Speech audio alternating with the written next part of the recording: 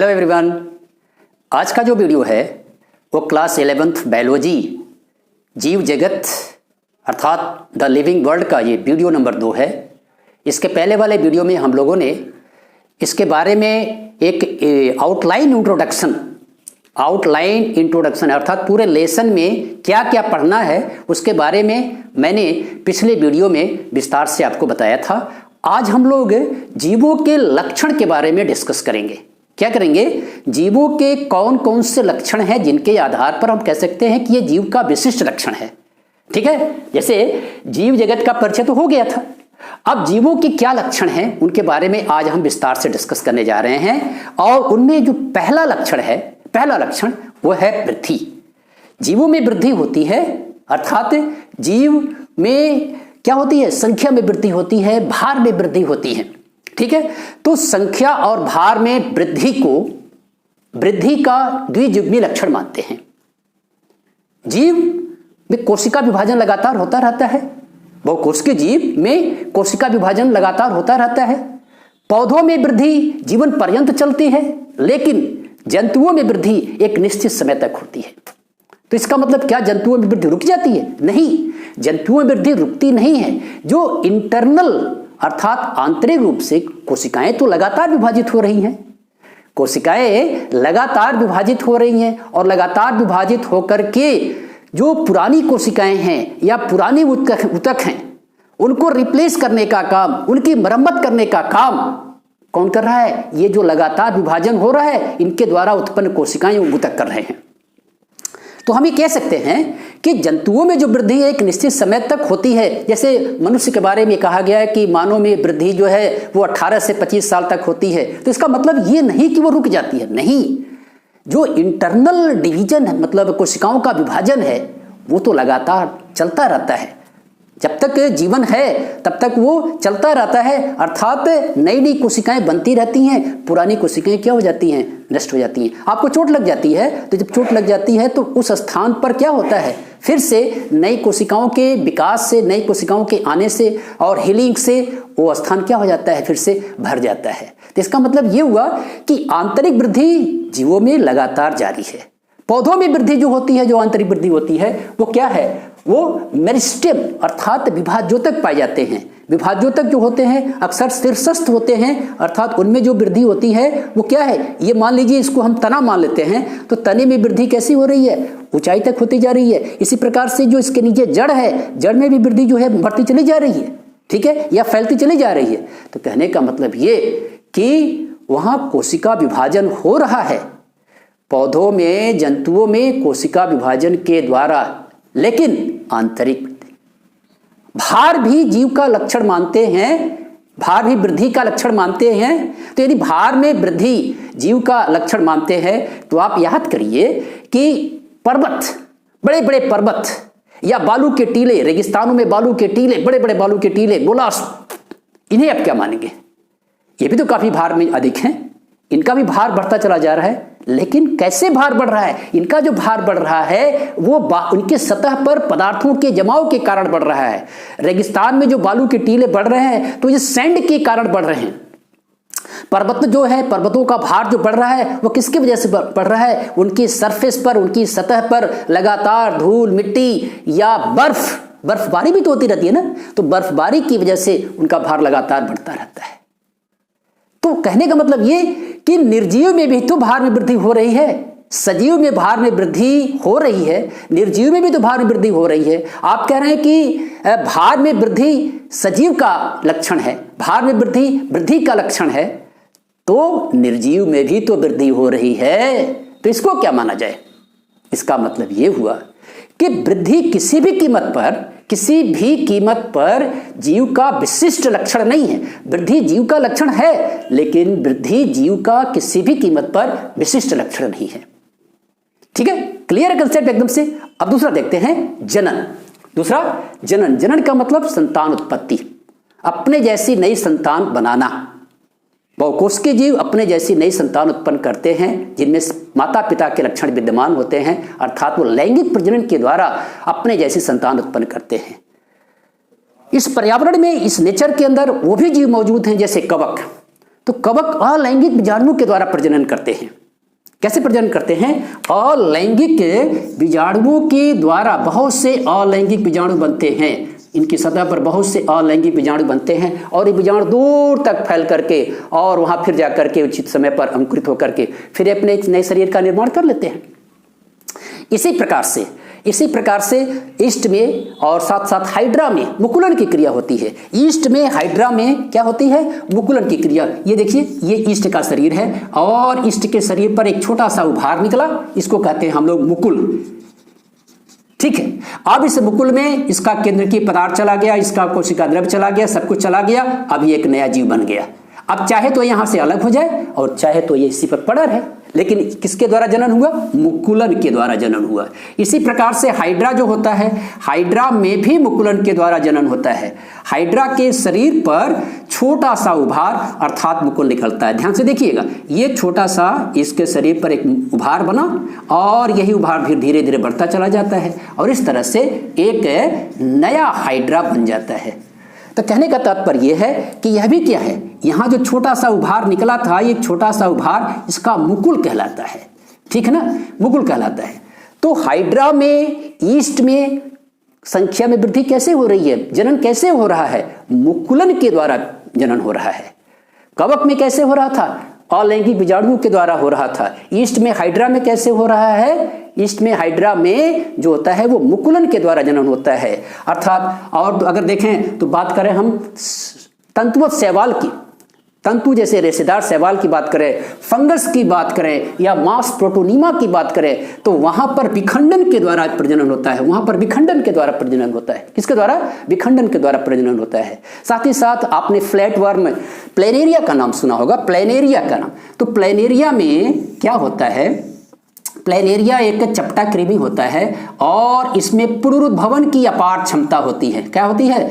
पुनरुद्भवन की अपार क्षमता होती है। अर्थात ये जीव जो होता है, इसका कोई भी हिस्सा अगर कट जाए तो फिर से इसका एक नया हिस्सा बन जाता है। अगर मान लीजिए इसके हम यहां से काट दें, यहां से काट दें, तो इसके कितने हिस्से बन गए? 3 हिस्से बन गए। तो ये हिस्सा जिसके पास, ये हिस्सा अलग हो जाए, ठीक है, जैसे मान लीजिए हमने इसको बना दी, दिखा दिया यहां पर, ये हिस्सा हो गया, दूसरा हिस्सा ये इसका हो गया और ये तीसरा हिस्सा, ये इसका तीसरा हिस्सा। तो इसके पास जो है, इसके पास क्या नहीं है? ये दोनों भाग नहीं है, ये दोनों भाग इसमें विकसित हो जाएंगे। इसके पास ये नहीं है और ये नहीं है, तो इसका ये भी विकसित हो जाएगा, ये भी विकसित हो जाएगा। साथ ही साथ इसके पास ये भी नहीं है, ये भी नहीं है, तो ये वाला हिस्सा क्या करेगा? इसको भी विकसित कर लेगा। मतलब ये कि प्लेनेरिया में चपटे कृमि, और चपटा कृमि है ना प्लेनेरिया, तो प्लेनेरिया में पुनरुद्भवन की अपार क्षमता पाई जाती है। पुनरुद्भवन आपने अपने घरों में देखा होगा, छिपकली भी होती हैं, उनकी पूंछ कट जाती है तो वो भी जो है अपने पूंछ को कुछ समय के बाद रीजनरेट कर ले जाते हैं। मतलब ये कि पुनरुद्भवन भी एक प्रकार का चरण माना जाता है। क्लियर है ना? कंसेप्ट क्लियर है? अच्छा, तो क्या जनन जीव का लक्षण है विशिष्ट? अगर आप जनन जीव का विशिष्ट लक्षण मानते हैं तो जरा आप विचार करिए खच्चर पर, जरा आप विचार करिए उन श्रमिक मधुमक्खियों पर, जरा विचार करिए उन मानव कपल पर या ह्यूमन कपल पर जिनके पास कोई संतान नहीं होती है। ठीक है, खच्चर में कभी आपने प्रजनन देखा है? नहीं ना।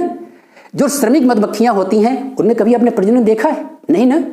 या जो कुछ ऐसे इनफर्टाइल कपल होते हैं या जो अपनी संतान आजीवन जो है संतान नहीं उत्पन्न कर सकते हैं, तो उनमें संतान नहीं उत्पन्न करने की क्षमता, इसका मतलब वो सजीव नहीं है? नहीं ना भाई। अगर ये माना जाए कि जनन जीव का विशिष्ट लक्षण है तो इसका मतलब ये हुआ कि ये ह्यूमन कपल लिविंग नहीं है, या ये क्या कहते हैं वर्कर्स बीज या श्रमिक मधुमक्खियां, या ये म्यूल अर्थात खच्चर नहीं, ये भी सजीव हैं, यह भी सजीव हैं, यह भी सजीव हैं, सजीव हैं। तो इसका मतलब ये हुआ कि इनमें प्रजनन हो रहा है, इनकी संख्या में वृद्धि हो रही है, अपने जैसे संतान उत्पन्न कर रहे हैं। ठीक है, ठीक ना। और इनमें भी प्रजनन नहीं हो रहा है, उसके बाद भी ये जीव हैं। तो इसका मतलब ये हुआ, इसका मतलब ये हुआ कि प्रजनन को भी हम जीव का विशिष्ट लक्षण नहीं मान सकते। क्लियर एकदम से? प्रजनन को हम जीव का विशिष्ट लक्षण नहीं मान सकते। चलिए तीसरी विधि, तीसरा पॉइंट है उपापचयन। उपापचयन, जीव का शरीर किससे बना हुआ है? रसायनों का बना हुआ है।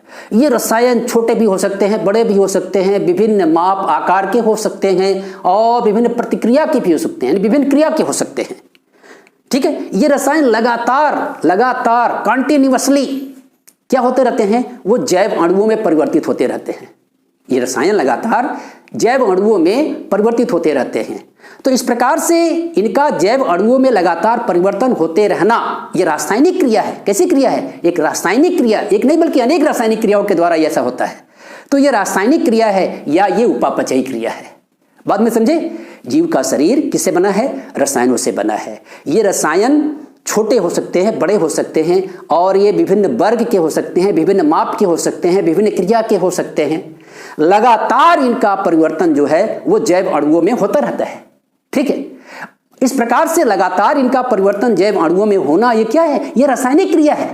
ठीक है ना, या इन्हें ही हम उपापचयन कहते हैं या उपापचय कहते हैं। और ये कोशिका में भी होता है, बहुकोशिकीय में भी होता है, सबसे छोटे जीव में भी होता है, सबसे बड़े जीव में भी होता है। कहने का तात्पर्य कि जीव में, एक कोशिकीय जीव की अगर बात आप करें तो उसमें भी हजारों रासायनिक क्रियाएं चल रही हैं। ठीक है, इनको हम क्या कहते हैं? ये उपापचय है। क्या है? मेटाबॉलिज्म है। और मेटाबॉलिज्म जो होता है वो जीवों में दो तरह से होता है, देखिएगा ध्यान से, एनाबॉलिज्म और कैटाबॉलिज्म। जो जीव के शरीर में जो रासायनिक क्रियाएं हो रही हैं वो क्या है?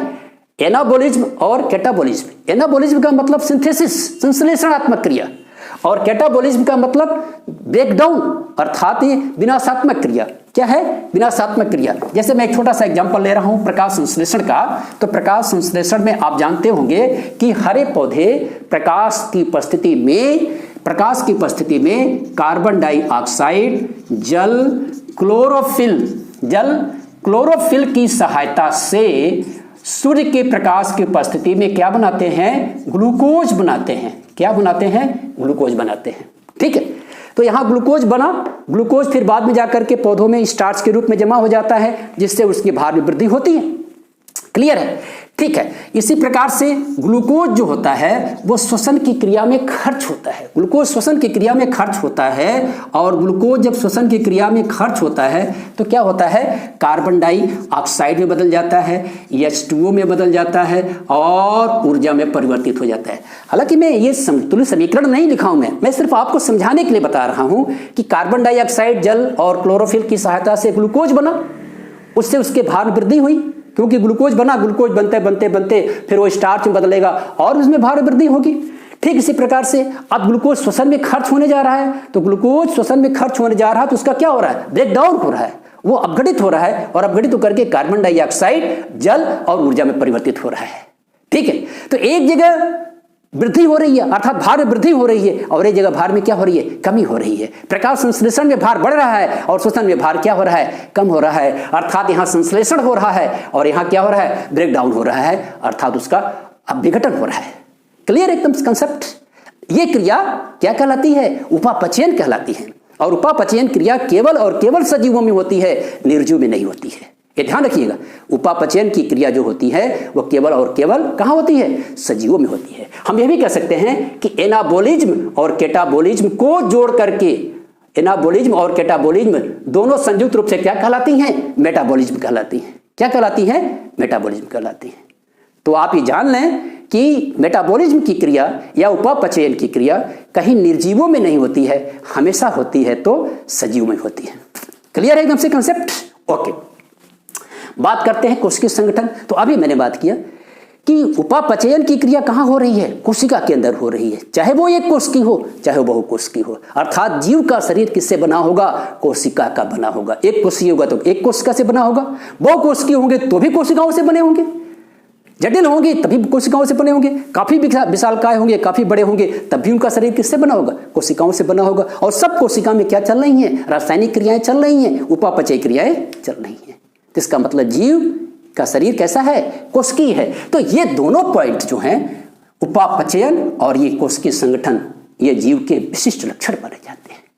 क्लियर है एकदम से कंसेप्ट?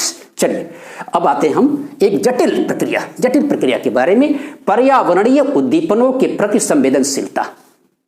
अर्थात पर्यावरणीय उद्दीपन भौतिक, रासायनिक, साथ ही साथ जैविक, बायोलॉजिकल, इस पर्यावरण के अंदर क्या हो रहा है? भौतिक परिवर्तन हो रहा है, इस पर्यावरण के अंदर रासायनिक परिवर्तन हो रहे हैं, इस पर्यावरण के अंदर जैविक परिवर्तन हो रहे हैं, और उन परिवर्तनों का जीव के ऊपर, अर्थात जीव वहां से उद्दीपन प्राप्त करते हैं और उस उद्दीपन के प्रति फिर क्या करते हैं? अनुक्रिया करते हैं।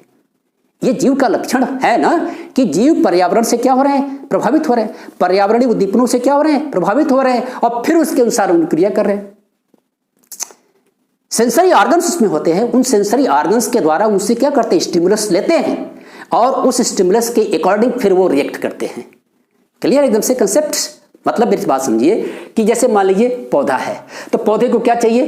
प्रकाश चाहिए, पर्याप्त प्रकाश चाहिए, पर्याप्त पानी चाहिए, पर्याप्त ताप चाहिए, और साथ ही साथ ये पौधा अगर कहीं प्रदूषक बहुत ज्यादा है तो उससे वो प्रभावित होगा, तो प्रदूषक से भी वो प्रभावित होगा, साथ ही साथ अन्य जीव भी उसको क्या करते हैं? प्रभावित करते हैं।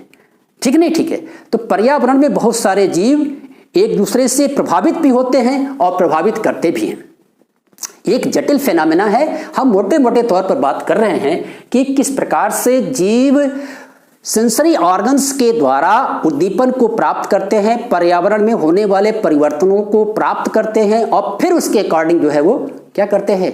प्रतिक्रिया करते हैं। क्या करते हैं? वो प्रतिक्रिया करते हैं। इसके बाद जो है आपका है चेतना। चेतना, चेतना का मतलब यह है कॉन्शियसनेस। वैसे ये जो पॉइंट है इसको हमने बहुत मतलब विस्तार से नहीं जाने की कोशिश की है, क्योंकि विस्तार से जाएंगे तो क्योंकि मैंने कहा ना कि बड़ी जटिल क्रिया है। ठीक है, बहुत जटिल क्रिया है। पर्यावरणीय उद्दीपनों के प्रति संवेदित यानी संवेदना प्राप्त करना, संवेदनशीलता, और फिर उसके अनुसार क्रिया करना। बात समझे ना? फिर उसके अनुसार क्रिया करना। जैसे मान लीजिए आपको किसी मच्छर ने काट लिया, तो मच्छर ने काट लिया तो क्या मच्छर ने काट लिया तो उसको देखते रहेंगे? आप उसको हटाएंगे नहीं? हटाएंगे? आया आप उसको मारे, कुछ लोग होते हैं मार भी देते हैं, और उसके बाद जो इरिटेशन होता है, पीड़ा होती है, उससे प्रभावित हुए कि नहीं हुए? ठीक है। या आप कभी देखते होंगे लाइकेन, लाइकेन कहाँ उगते हैं? लाइकेन वहां उगते हैं जहां सल्फर का प्रदूषण ज्यादा होता है। तो इसका मतलब प्रदूषक से भी प्रभावित हुआ। वो पादप जो है वहां उस स्थान पर उस पादप की उपस्थिति ये बता रहा है कि वहां सल्फर का प्रदूषण ज्यादा है। ठीक है। जिस भूमि में नाइट्रोजन नहीं होता है वहां पर कीटाहारी पौधे उगते हैं, वहां क्योंकि जमीन से नाइट्रोजन वो ले नहीं पाते हैं, तो उसके लिए वो पौधों को यानी कि कीटों को पकड़ते हैं। मतलब ये कि there are some changes in the environment, पर्यावरण में विशिष्ट प्रकार के परिवर्तन होते रहते हैं और जीव भी उससे क्या होते हैं? प्रभावित होते रहते हैं, और उसी के अनुसार वो अनुक्रिया करते हैं। ठीक है, क्लियर है। इसके बाद है चेतना। चेतना का मतलब कॉन्शियसनेस, अर्थात जीव कैसा होता है? जीव में चेतना होती है। क्या होती है? चेतना होती है। अर्थात जीव जीवित है तो निश्चित है कि वो चेतना होगी, चेतना के अनुसार ही तो रिएक्ट करता है। जैसे अभी मैंने बताया उद्दीपन, तो जीव जीवित रहेगा तभी तो वो क्या नाम है उद्दीपनों को प्राप्त करेगा। ठीक है, और उद्दीपनों को प्राप्त करने के बाद फिर उसके अनुसार रिएक्ट करेगा। लेकिन बात करिए जो अस्पतालों में पड़े हुए लोग हैं, देखा होगा आपने, किसी को जो है वो कार्डियक प्रॉब्लम है या हृदय की समस्या है तो मशीनों के द्वारा उनका हृदय गतिमान किया जा रहा है। किसी के फेफड़े या लंग्स में प्रॉब्लम है तो उनको भी मशीनों के द्वारा उनको गतिमान किया जा रहा है। ठीक है, कोई ऐसा भी है जो वहां पर कोमा के रूप में पड़ा हुआ है, कोमा में पड़ा हुआ है, तो इसका मतलब क्या मर गया? नहीं, जीवित है, उसके अंदर चेतना है, लेकिन आप भौतिक रूप से कह देते हो कि ये इसका मस्तिष्क काम नहीं कर रहा है, अर्थात ये कोमा में है। यही नहीं कहते हैं ये कोमा में है, ये कुछ बोल नहीं सकता, कुछ हिल नहीं सकता, कुछ कह नहीं सकता, कुछ खा नहीं सकता, कुछ पी नहीं सकता। मतलब ये कि जीवित रहते हुए भी वो कॉन्शियसनेस शो नहीं कर रहा है, वो चेतना को शो नहीं कर रहा है। इसी प्रकार से आप जो हॉस्पिटल में पड़े हुए लोग हैं, मशीनों की सहायता से उनके हार्ट को क्या किया जा रहा है?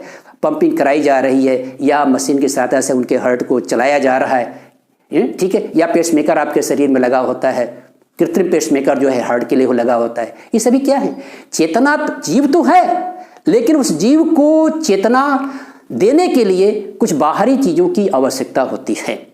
तो कहने का मतलब ये कि ये सभी लक्षण किसके हैं? जीवों के लक्षण हैं। आज हमने विस्तार में जीवों के लक्षण के बारे में अध्ययन कर लिया है। आशा है कि आपको यह अच्छी तरह से समझ में आ गया होगा, और यदि आपको अच्छी तरह समझ में आ गया तो आपको क्या करना है? कम से कम लाइक तो जरूर देना है, साथ ही साथ खूब शेयर करना है। इतना आप शेयर करिए ताकि उस अंतिम स्टूडेंट तक ये वीडियो पहुंचे जिसको इसकी बहुत सख्त जरूरत है। और साथ ही क्या करिए, अगर आप चैनल पर नए हैं तो आप इसको सब्सक्राइब कर लीजिए, बगल में बेल आइकन को प्रेस कर दीजिए ताकि आपको नई वीडियो आपको प्राप्त होती रहे। धन्यवाद।